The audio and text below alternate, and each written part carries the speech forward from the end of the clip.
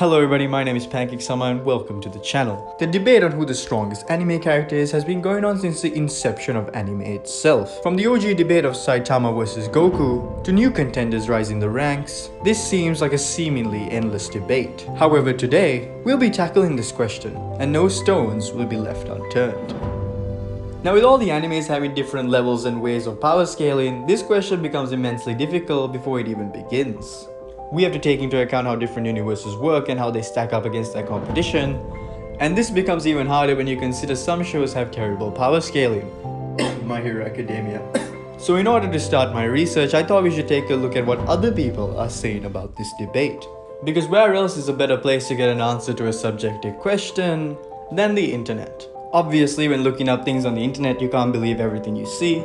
You have to take things from credible sources. And I can't just search who is the strongest anime character and click on the first few links. Don't tell me that's what we're doing. So here we are on the first website, Game Rant, and they have Saitama at number 1 and Goku at number 2. Now Goku isn't even the strongest in his own universe, so this list is clearly not that great. Moving on, this next one has Naruto Uzumaki at number 7. Now no offense here, but I don't think Naruto should be anywhere near a top 10 list of strongest anime characters. And Screen Rant has Rimuru Tempest below Chainsaw Man. Now I'm no expert or anything, but I'm gonna be real. I don't think Deji could win this one. These rant websites should definitely stay away from this debate. Alright, these websites aren't cutting it. Maybe I should go to the place where all the greatest minds of our generation assemble. Reddit. Alright, this might be a good thread. I'm not sure if I can show that on YouTube. There is not, and there is never going to be an opinion on who the strongest debate around it is, without Just you the sharing level one of of the uncertainty involved in power pretty scaling. funny. They're all either joking or running away from the question. There is an answer here, I swear I can find one. But how? If no one's taking this debate seriously, how can I? Maybe I should just take matters into my own hands and do some research.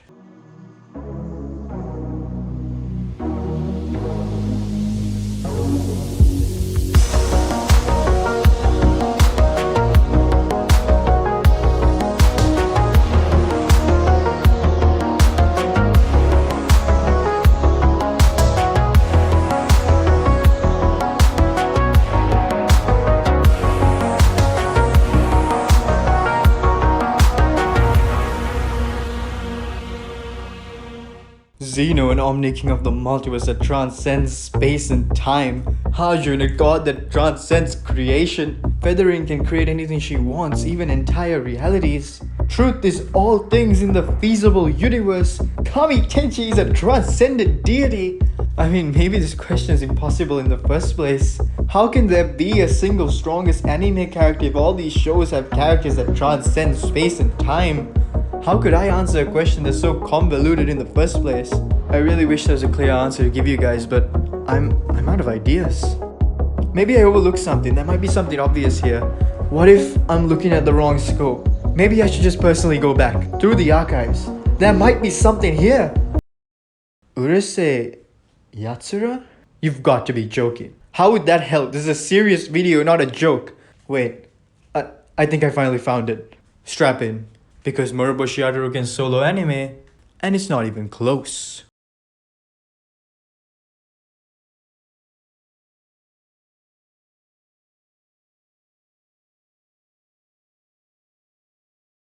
Urusei Yatsura verse is already incredibly stacked. From super strength to Batman with parents to best girl. This verse already has a ton of overpowered characters. So how could Moroboshi Ataru be the strongest character if we don't even know if he's the strongest in his own verse? Well, once I'm done going through his abilities, you'll realize that there's no doubt about this.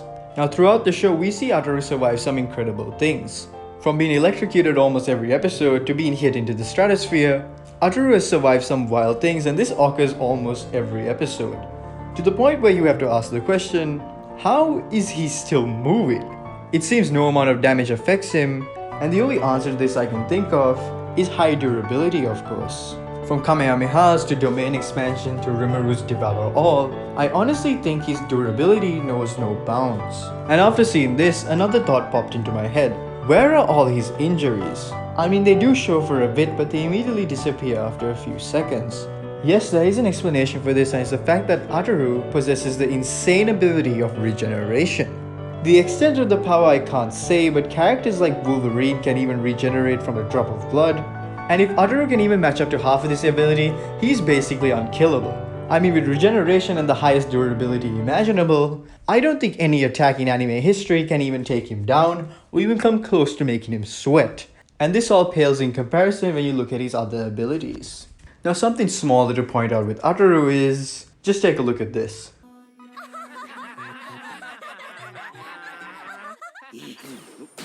Did you catch that? Somehow, without even knowing, Ataru just felt something and reacted to move away before being attacked. Now, him being attacked wouldn't even matter to him, but it's still amazing that he managed to do it. Now, there is a word for this and it's called instinct. And it should go without saying that when it comes to a fight, this is really important. And Ataru seems to have a good sense of it. We see him constantly avoid attacks from various sources throughout the show, adding another tool to his already powerful arsenal. For his next ability, I'm going to make a statement. No female character can even come close to being Ataru. This is a bold statement as there are many strong and competent characters that wouldn't even stand a chance if this was true.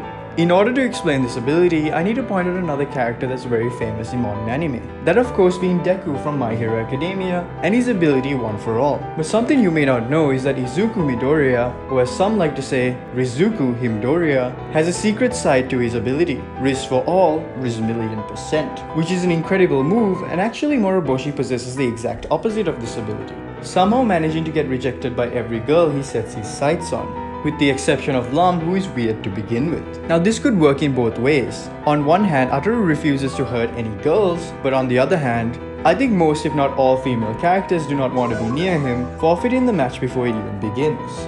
Now with all those abilities, we already have a pretty strong character. But what's a powerful character without the intellect to match? Well, Ataru definitely has the intelligence, mischievousness, and deception to outwit all his foes. Throughout the show, we see him constantly using other characters' weaknesses against them in a brilliant display of intelligence. And one of my personal favorite moments comes from Season 2, Episode 1. In this episode, Ataru gets access to a gum that can create anything he can imagine. And he obviously attempts to do what any kind of person would do with that kind of power, create his own harem. As usual, Lam is enraged by this and wants to stop him. But by using the gum, Ataru manages to outsmart at every point and get away quite easily. Honestly, this was really impressive and made me realize that he's quite a smart character. I'd say he'd get to Class A in Classroom of the Elite quite easily, and he can take over the world faster than Lelouch. Now these next two abilities aren't necessarily his, but when it comes to fights, characters should be able to use everything at their disposal, including items. First starting in Season 2 Episode 7, we see Ataru running late to school and Lam decides to create a cool invention to help them get to school faster. All they have to do is jump down the pipe and they time travel to the future. What? Yup, time travel is something at Ataru's disposal. And while this brought them to the future, I'm assuming the past would work as well.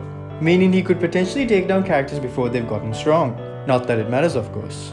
You could also argue that this is Lam's invention and shouldn't count as a point for Ataru, but Lam is absolutely infatuated with Ataru, so I think you have to count them as a pair, as she would do anything to ensure he wins in any battle he faces. Moving on, in Season 2 Episode 8 and 9, Ataru enters the Dimension of Fate. Yes, they do dimension travel in this show. And in this episode, we see Ataru create his own ideal fate, which can be anything he imagines it to be. And obviously, he does what any person would do with that kind of power. Create his own harem. Actually though, as a side note, he doesn't even give himself a good job or a good house. He literally lives in a one-bedroom apartment with like 10 girls. Anyways, adding the power to twist fate to his already growing list, he becomes a Goliath of a character. Now in a couple episodes, Ataru randomly pulls out a gigantic hammer out of seemingly nowhere. This confused me because how could he fit that giant hammer inside his pockets? And this led me to believe that there is another power at play here. This is all speculation, don't get me wrong, but there are two possible theories here. First, we can go down the Minecraft Steve route where Ataru just has an infinite backpack of sorts and can store items on his person without being weighed down or affected by it. This would be beneficial as all the external items Ataru would need could just be stored on him. The second route, and much more powerful one, is that he uses his imagination to create whatever he desires out of nothing. This imagination theory could also explain how the antics of Urusei Yatsura get so crazy, because he has created it all. Wait, time travel, fate, the power of imagination? Did I just create a godlike character to take down other godlike characters? Isn't this against my whole point? Oh wait, this is my channel. Never mind, I can do what I want. To finish off, I haven't really watched the old season of Urusei Yatsura. So honestly, the skill set that I've shown you could be actually greater. Further, the examples I gave throughout this video is just the tip of the iceberg. And there is much more examples of Ataru's dominance in his own world. showing he could in fact solo anime without breaking a sweat. In conclusion, is Ataru the strongest anime character ever? In a short answer, yes. In a long answer, anime is ever changing. You never know when a stronger contender will appear, and comparing animes is very difficult. In some animes, ordinary characters can destroy planets, but in others, they are just playing volleyball at a high school level. So I think it's time we stop trying to figure out who is stronger and start comparing best skills, baby. Who you got? I got gun waifu winning no diff. I'ma pull up to the zoo, yeah, I'm watching all these pandas. Kaide told me, look, he is eating a banana. She told me for Christmas she want a hoodie from Santa. All my clothes are orange, yes, bright like